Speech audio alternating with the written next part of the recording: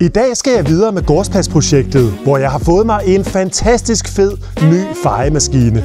Simon fortsætter arbejdet med entréen, og vores nye køkkenbordplade er kommet, som jeg vil se, om jeg kan finde ud af at installere. Og så er der også en lille smule trist nyt om en af vores tårnfalkeunger.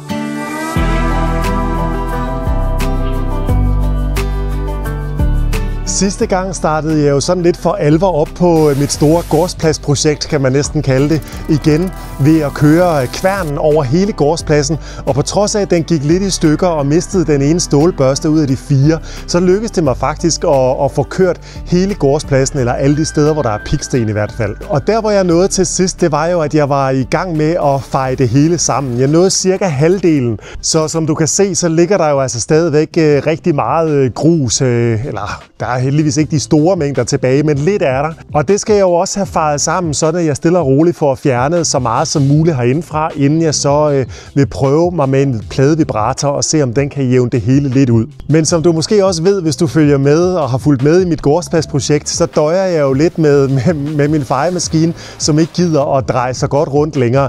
Den skal have skiftet en rem, og jeg må ærligt tilstå, at jeg elsker maskiner, men så noget som at stå og makke med maskiner og skifte dele på dem og smøre og justere, jeg ved ikke hvad. Det gider jeg faktisk ikke, hvis jeg skal være helt ærlig. Jeg kan godt lide, elsker maskiner, jeg elsker at bruge dem, men servicere og vedligeholde dem, det er jeg ikke altid lige så god til. Så jeg har gået og overspringshandlet lidt på at få gjort noget ved min fejemaskine, og det er jeg faktisk glad for nu, fordi jeg har lige haft fødselsdag, og ja, jeg var jo ikke i tvivl om, at jeg havde jordens bedste kæreste, men hvis jeg skulle have været det, så er det i hvert fald ikke længere, fordi jeg har simpelthen fået mig en sindssyg fed ny maskine i fødselsdagsgave. Og da jeg fik den for et par dage siden, der var jeg selvfølgelig nødt til straks at pakke den ud og undersøge den nærmere, og selvfølgelig også få prøvet den af. Så jeg lavede en lille hurtig test her på gårdspladsen, hvor jeg lige vil prøve at se, hvor god den er. Altså det er jo et multitool, som består af den her, som ligesom er en motorenhed. Og der er jo selvfølgelig batteri, så er der selve motorenheden, og så kan man så slutte et væld af forskellige stykker værktøjer på enden her. Jeg har jo så i første omgang med den her fantastiske, kan jeg mærke allerede nu, det kommer til at være, fejebørste, som kan sluttes til den her motorenhed, og dermed så har man så en elektrisk fejemaskine. Og det er jo egentlig det, jeg har gået og ønsket mig rigtig, rigtig lang tid, og som jeg egentlig også prøvede at undersøge dengang, at jeg købte mig den her benzindrevne fejemaskine. Kan man ikke få en elektrisk? Og jeg kunne simpelthen ikke finde nogen, som kunne lave det her. Så jeg ved ikke, om jeg simpelthen bare ikke har fået øje på det her produkt dengang, eller om det er så nyt, at det ikke fandtes, da jeg købte min fejemaskine. Men nu har jeg jo mig en elektrisk fejemaskine, kan man sige, som allerede nu kan jeg se virker til at være vildt optimal til det, som jeg gerne vil bruge en fejemaskine til. Og når det er elektrisk, så kræver det jo ikke det store vedligehold og service. Der er ikke nogen remme, der skal skiftes, og alt muligt, der skal smøres og serviceres. Så det er jo helt fantastisk. Og hvis jeg lige ganske kort skal gennemgå den her jeg skulle lige til at kalde det en fejemaskine, men det er en motorenhed, et multitool motorenhed, og den er egentlig meget, meget enkel, fordi der er sådan set bare batteriet her, som man sætter på her i enden. Og så er der sikkerhedsafbryderen her, som man lige skal trykke ind, eller trykke op her og trykke ind, og så kan man ellers tænde maskinen her på den her. Og det er sådan set det eneste, der er i det. Der er håndtaget her til selvfølgelig at have godt styr på maskinen, og så er der den her rem, så man kan have den her forholdsvis tunge maskine, alt efter selvfølgelig hvilket aggregat man har puttet fra enden af den, over sig og gå med på den måde.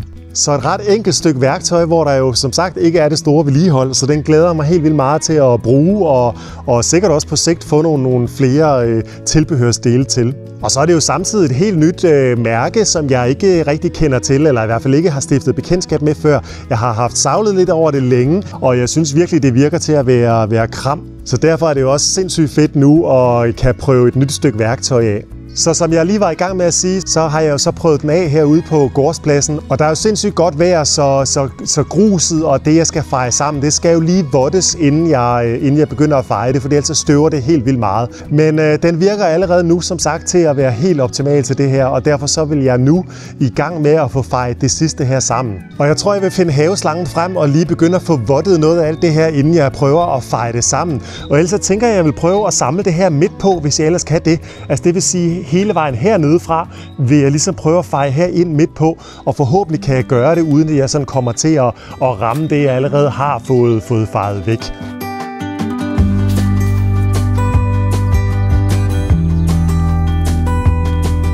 Jeg tænker, at jeg lige vil prøve at starte over i det her hjørne og se, om ikke jeg kan få alt det her.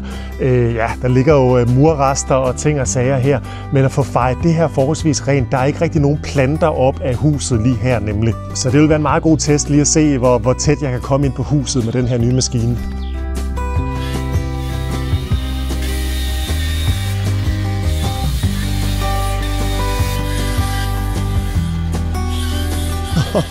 Hold da op, det er en game changer det her.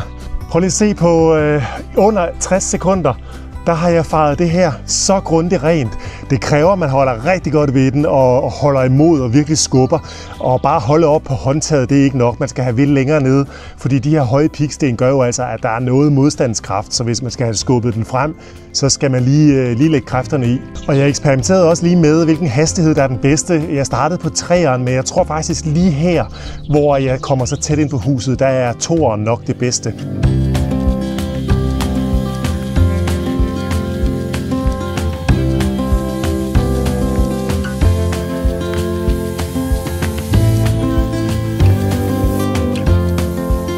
Nu er jeg nået her til den her lille plante, der står her langs huset. Jeg tror, det er valmuer, siger Simon. Der står nogle noget større hele vejen hen langs huset her, og de er jo vildt hyggelige.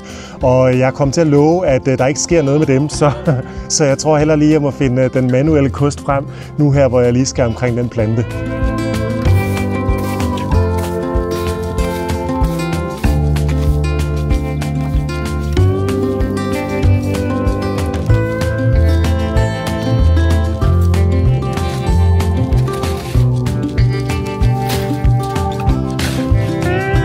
Jeg tænkte, at jeg lige så godt lige kan skovle det værste op. Der er jo ingen grund til at støve rundt med mere end højst nødvendigt.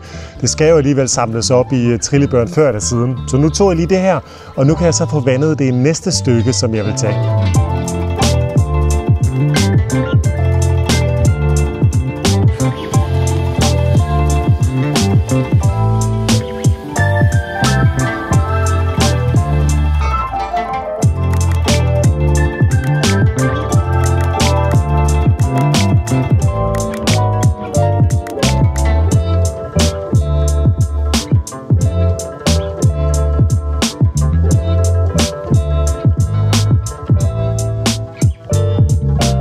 Det er jo vildt, hvad man kan gøre med den her maskine. Det er jo meget, meget nemmere og hurtigere end med den store, tunge fejemaskine, synes jeg. Altså, det er stadigvæk hårdt arbejde, fordi maskinen er tung, motorenheden sammen med børsten er ret tung.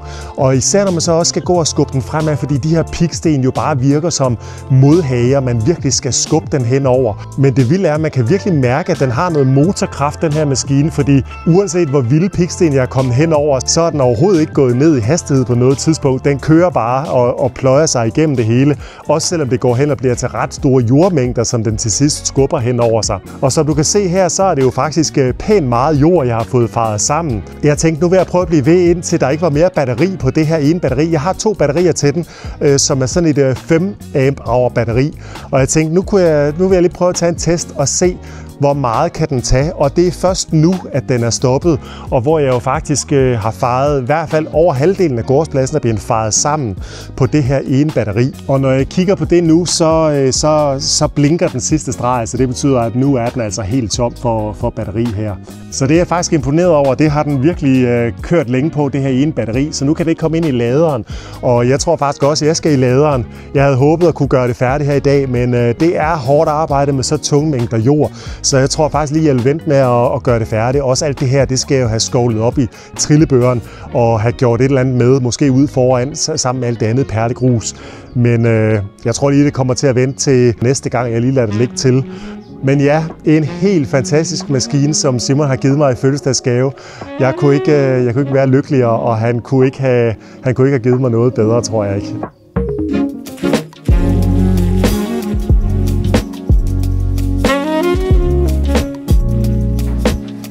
Simon har jo det sidste stykke tid arbejdet hårdt i entréen, sådan at vi kan få det rum færdigt sammen med køkkenet. Alt derude har han selv klaret, og nu er han nået til, at der skal males over det hele. Først får alt træværket, og derefter lofterne. Og han er jo som altid grundig og detaljeorienteret, så det er den helt lille kunstnerpensel, der er fundet frem til kanterne.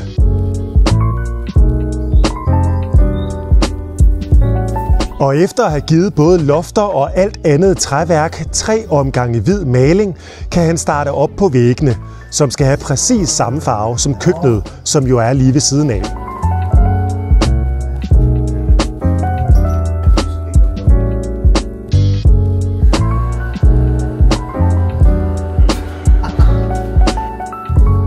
Og han når at give alle kanterne og alle væggene første gang maling ud af 2.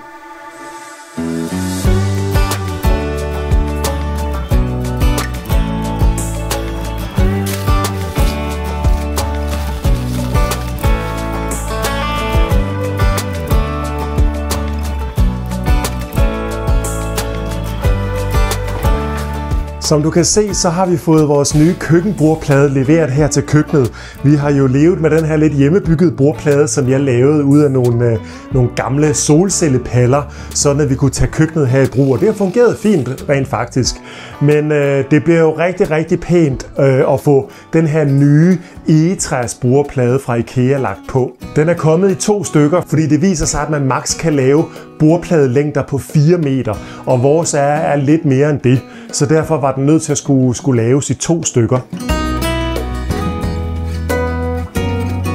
Og det her, det er jo sådan en lang del af køkkenbordpladen, som Simon lige har hjulpet mig herover på nogle bukke med.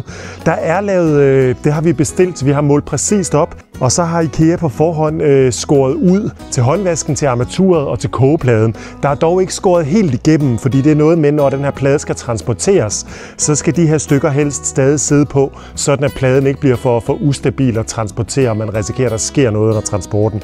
Så det sidste lille stykke, det skal jeg selv skære ud, og derfor så har jeg nu fundet min stiksav frem. Egentlig tror jeg, det er meningen, at man skal gøre det nedefra, men så kan jeg jo ikke rigtig se, hvor jeg rammer, og kunne godt blive lidt i tvivl, om jeg kunne komme til at skære forkert. Derfor vil jeg hellere gøre det ovenfra, og så tror jeg, for ikke at ridse kanterne af bordpladen, så vil jeg lige putte noget malertape på, så jeg kan køre med stiksaven uden at ridse selve bordpladen.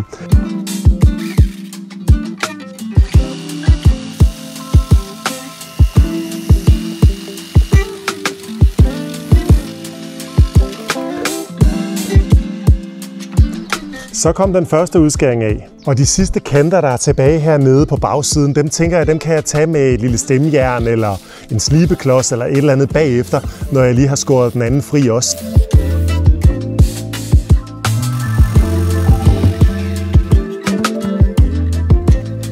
Og det gik jo heldigvis også super nemt her med udskæring nummer 2. Jeg fik lyst til at forsøge at skære meget tættere på kanten herinde, i et forsøg på ikke at skal fjerne så meget materiale efterfølgende. Og det tror jeg sådan set er gået fint, fordi der er jo et par millimeters overlap, så selvom jeg lige skulle 1/4 millimeter et sted have skåret lidt skævt, så tænker jeg ikke, det gør noget.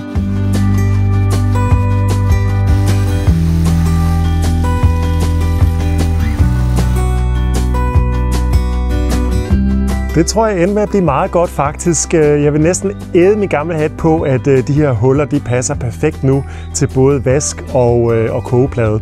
Så nu er det bare ind og få pillet den gamle af, så jeg kan få den her ind, og så håber jeg virkelig, at længden den passer.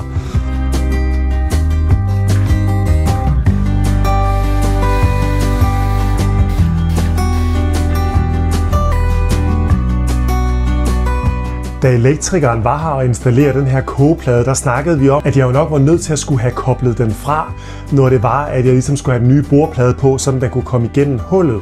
Og vi snakkede om, at jeg nok godt selv kunne gøre det, hvis jeg selvfølgelig slukkede for strømmen, åbnede dækselet her og tog et billede af præcis, hvordan ledningerne sad.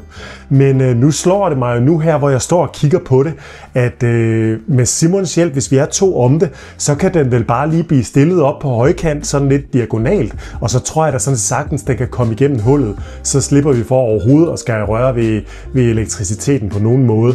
Og udover at kogepladen her selvfølgelig skal igennem hullet, så skal vasken også her. Den er jo nok rimelig nem at koble fra hernede. Det er jo bare lige det her stykke vandrør og afløb primært.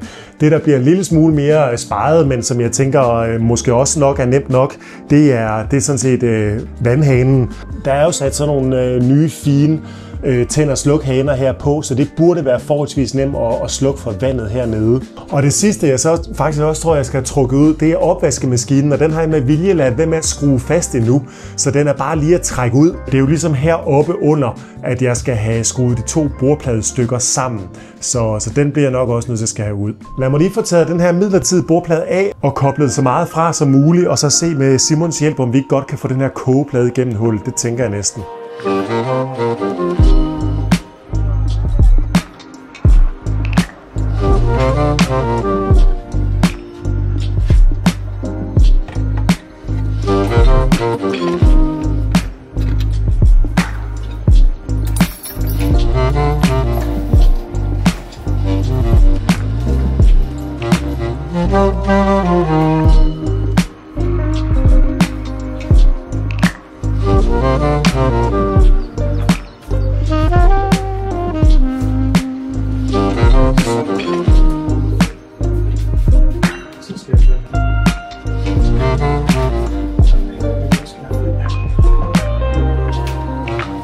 Det gik jo heldigvis super nemt at få kogepladen her igennem hullet på den gamle bordplade med Simons hjælp, så det tror jeg da bare vi gør med den nye bordplade også. Det bliver nok knap så nemt, den er noget tungere. Og køkkenet, det ser jo altså noget anderledes ud, når der ikke er bordplade på, det må jeg nok sige. Pludselig føler jeg, at jeg er i gang med byggeprojektet af det her køkken igen. Men forhåbentlig ser det meget mere færdigt ud igen om et øjeblik.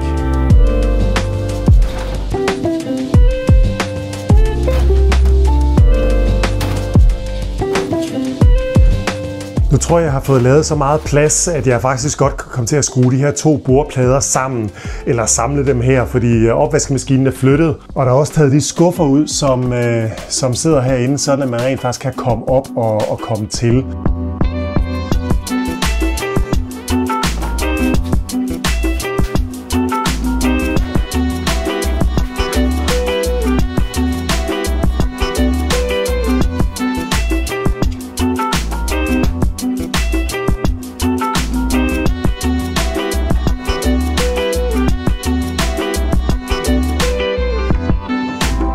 Det var heldigvis en smal sag at få den bordplade på plads, men prøv lige at se her henne i hjørnet, hvor skæv vores væg er. Jeg var godt klar over, at den var skæv, men altså fordi bordpladen er jo fuldstændig lige, og den flugter jo hele vejen hen med her.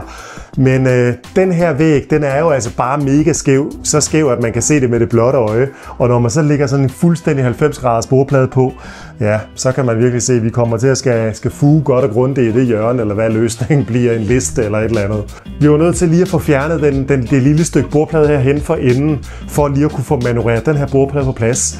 Og den er jo ikke tungere, end jeg godt kan tage den selv, så nu er jeg spændt på at se, om jeg kan få den ned, eller om jeg skal have slibet en lille smule på den.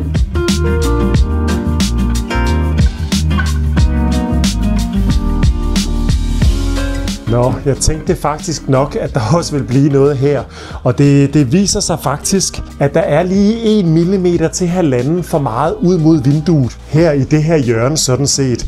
Herover der passer den perfekt. Og der hvor jeg tror det giver bedst mening at høvle det af, det er nede i det her hjørne. Det er nok der man kommer til at se det mindst. Også fordi på den her flade, der skal den jo helst være lige, sådan at de her beslag og ting og sager, der skal til for at samle pladen, det ligesom passer sammen med hinanden. Kan jeg vide, hvad der er det bedste værktøj, om det er min elhøvel, eller jeg kommer til at ødelægge den her kant, som er herover nu. Men sådan bliver det nødt til at være. Så håber jeg bare ikke, at overfladen her, den flosser.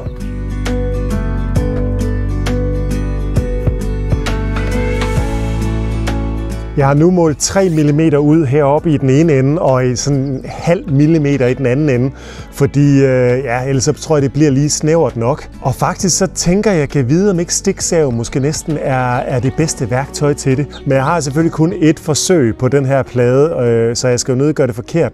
Og derfor så fik jeg lige ideen, om jeg ikke skulle prøve at lave en test på et af de her stykker, som er de der stykker, jeg skar ud til kogepladen og til vasken. Prøve at lave simpelthen et teststykke og skære med stiksaven og se, hvordan kanten og finishen bliver.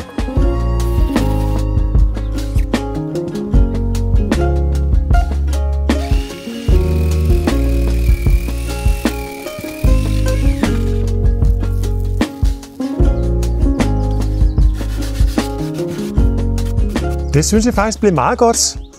kanten blev meget pænere, end jeg havde tur håb på. Det, der er udfordringen, kunne jeg godt se fra starten af, det er at køre fuldstændig lige med den her stiksave. Så jeg kan heller ikke lade være med at komme til at tænke at vide om... det ville jo være godt at køre med den der dyksave, som jeg har, tror jeg den hedder. Den, der kører på en skinne, sådan en rundsave, der kører på en skinne. Men det er bare så lidt materiale, jeg skal have af. 3 mm i den ene ende og 0,5 mm i den anden ende. Jeg tror simpelthen ikke, jeg kan gøre det så præcist med den. Men jeg fik nu alligevel lyst til lige at prøve. For hvad nu, hvis jeg godt kan gøre det med den? Det er da et forsøg værd ved nærmere eftertanke, tror jeg. Og det er stadig mit testtræstykke, som jeg skærer i her.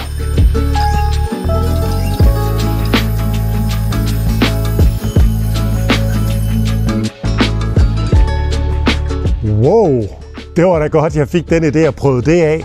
Hold da op en pæn kant. Og jeg satte jo ikke engang det der tape på, men snittet, og jeg har jo ikke engang givet det sandpapir endnu her på kanten, men snittet er fuldstændig lige og er næsten perfekt. Der er nogle få steder, der lige har splintret lidt, men det er så lidt, jeg næsten ikke tror, man ser det. Godt lige at lave et par tests, så det her det tror jeg godt, jeg tør gøre på det rigtige stykke bordplade nu.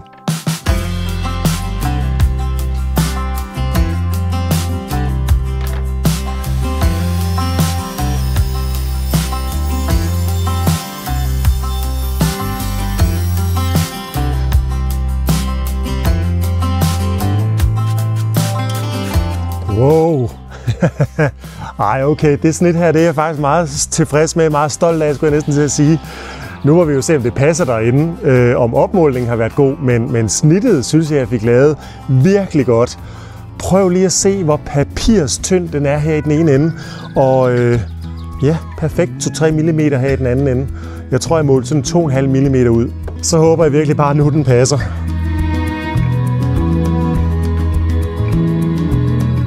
Den passer næsten. Jeg er lige kommet til at tage 1 mm for meget af, men det gælder hele vejen ned, så det er det mindste jævnt. Så nu skal jeg have den lagt i vatter, hvad jeg vil sige, eller sat i vatter med de her små byggeklodser, som man kan bruge. Afstandsklodser, tror jeg, de hedder. Så lad os prøve at se, om jeg kan finde ud af det og få hele bordpladen til at passe.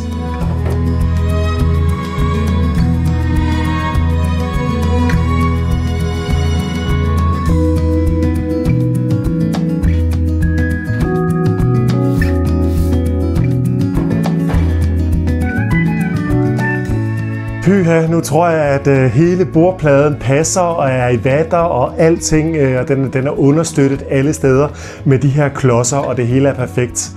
Men ja, tiden er løbet fra mig, og jeg tror ikke, jeg kan blive færdig med det den her gang. Så jeg kommer til at skal efterlade den her rodebutik indtil næste gang. Fordi der er jo faktisk lidt arbejde i det endnu. Der er en vask, der stadig skal monteres. Der er en opvaskemaskine, der skal på plads igen. Der er skuffer, der skal i. Og så skal jeg se hele bordpladen jo så også skrues fast, sådan at den ikke ligger og skrider rundt, hvis man kommer til at skubbe til den. Så der er nogle steps i det endnu, men jeg tror, det her det ender med at blive rigtig, rigtig godt. Så ja, jeg glæder mig til at forhåbentlig se det her næste gang. Simon har vist også fået indkøbt nogle lamper, vi skal have op herude. Så det kan være, at vi kan nå nogle af alle de ting næste gang.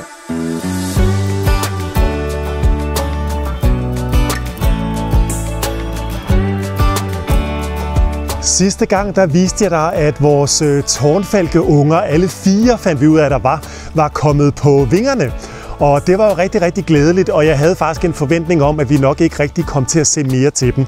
Men forleden, da Fibe og jeg gik en tur i haven, så stod hun pludselig og gøede helt vildt af et eller andet. Og jeg gik selvfølgelig hen for at undersøge, hvad det var, og kunne se, at en af de små tårnfalkeunger sad og gemte sig bag ved en træstup. Og det undrede mig ret meget, fordi de kan jo sagtens flyve nu, så jeg kunne ligesom fornemme med det samme, at der var et eller andet galt. Jeg ringede ind til Simon for, at han skulle skynde sig at komme ud, og han tog et par handsker på og gik hen for at se til tårnfalkeungen.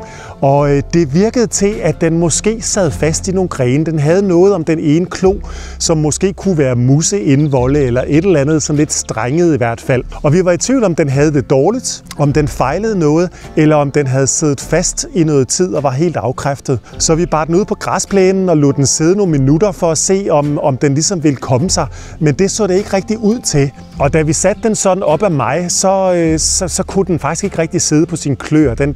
Den sad på en eller anden mærkelig måde, og igen virkede det som om, at der måske kunne være noget galt, enten med en klo eller med en vinge, eller ja, vi var generelt i tvivl om, hvordan den havde det. Der var i hvert fald et eller andet galt. Så vi ringte til Dyrenes Beskyttelse, og de var ret hurtige til at sende en falkbil afsted. Og i mellemtiden, der sad vi og holdt lidt øje med den her tårnfalkeunge. På et tidspunkt, der hentede vi en lille papkasse, den kunne være i, sådan at vi kunne tage den med indenfor, fordi der gik alligevel en time, halvanden, før falkbilen kom og hentede den. Så, og lige så snart den kom med indenfor, den forsøgte ikke at flytte på sig eller komme væk eller noget som helst. Faktisk så satte den sig meget, meget hurtigt til at sove. Den vendte hovedet rundt og puttede næbet ned i fjerne, og så sad den faktisk og sov det meste af tiden, indtil falkmanden han kom. Vi er meget i tvivl om, vi har gjort det rigtige ved ligesom at sende den afsted og få noget hjælp, var jeg lige ved at sige. Fordi efterfølgende er der jo en, der har skrevet vedrørende tårnfalkeungerne, at de faktisk er afhængige af deres forældre i op mod et år for at lære at fange mus. Så nu har vi jo vildt dårlig samvittighed over, at den her tårnfalkeunge ikke længere er her, og ikke længere er ved dens forældre. Så jeg ved ikke, om den ville have kommet sig, hvis vi bare havde fået gjort den fri, hvis det var, at den sad fast. Det er vi stadig i tvivl om. Vi synes, den virkede så dårligt, at hvis vi havde ladet den sidde ude i græsset natten over, så er vi på ingen måde sikre på, at den ville have klaret det. Så vi håber, at det er det rigtige, at vi har fået skaffet noget hjælp til den. Det er jo altid svært at vurdere sådan noget, især når man ikke rigtig har forstand på det. Men det var i hvert fald svært at se på sådan en lille tårnfalkeunge, der helt klart ikke havde det godt. De andre 3 tårnfalkeunger håber, vi trives og har det godt. Dem har vi i hvert fald ikke set mere til, udover at vi en gang imellem kan høre lidt til dem. Og nu vi er ved fugleopdateringer, så var jeg jo lige ved sidste gang at komme til at tage livet af 5 solsorteæg. Jeg var ved at beskære vores blåregn ude på gårdspladsen, og midt i det hele opdager jeg, at der er en solsorterede, hvor der er 5 fine æg i. Heldigvis så er reden reddet, og solsorten den flyver til og fra sin rede hele tiden. Og reden, det var jo lige heroppe bag den her blåregn, som jeg var gået i gang med at beskære. Og jeg har lige for et øjeblik siden kravlet lige så forsigtigt derop, da solsorten jo alligevel var fløjet væk, for lige at se, hvordan går det med de her æg. Og der er jo glædelige nyheder. Æggene har det godt, og der er endda 1 eller 2. Det var lidt svært lige at se, da jeg var deroppe, men der var i hvert fald 1 af æggene, der er blevet udklækket, og en lille, fin solsorte unge, der ligger og træk vejret forsigtigt, og selvfølgelig stadig er meget skrøbelig og meget afhængig af sin solsorte mor.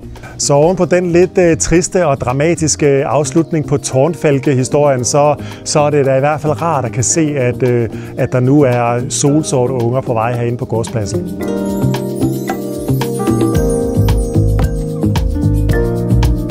Sidste gang sagde jeg, at du i dag vil se den spæde opstart på mit garageistandsættelsesprojekt. Men jeg har nået alt for lidt på det, da tiden kom til at gå med nogle andre ting. Men jeg lover at få det startet godt op næste gang. Og så skal jeg selvfølgelig også næste gang have færdiggjort monteringen af køkkenbordpladen, så vi kan begynde at bruge køkkenet endnu bedre. Og hvis du har lyst til at følge med, mens vi prøver at sætte sådan en gammel gård her lidt i stand, så er du selvfølgelig meget, meget velkommen til at abonnere. Og så går der som altid kun en uge, så er vi tilbage med mange flere opgaver og en ny video hernede fra gården. Vi ses.